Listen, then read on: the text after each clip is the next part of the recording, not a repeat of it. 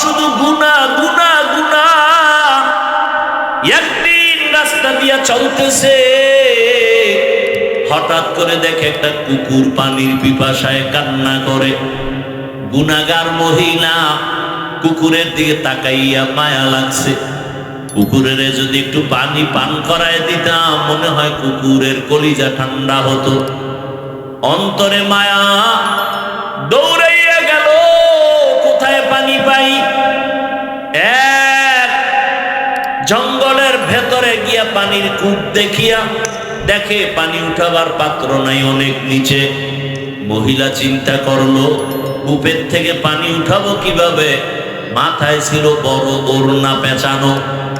ওই জাহান্নামী নারী গুনাহগার মাথায় ওড়না লাগাইয়া চলতেছেন, আর আমার মুসলমানের ঘরের মায়ের মাথায় ওড়না নাই, আমার বোনের মাথায় ওড়না নাই।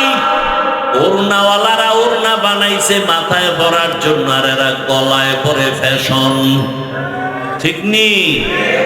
যেই ঘরের মা মাথায় দোপাট্টা লাগায় না ওই ঘরে রিজিকে বরকত হয় না।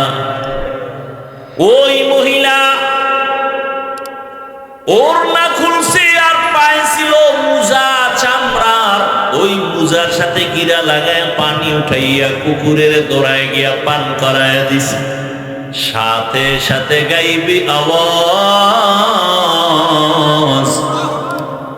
ডাক দিয়া বলা হয়, রে আল্লাহর বান্দি, তুই জীবনে যত গুনাহ করেছো এই সামান্য একটু ভালো কাজ করার কারণে তোর সব গুনাহগুলো ক্ষমা করে দেয়া হয়েছে।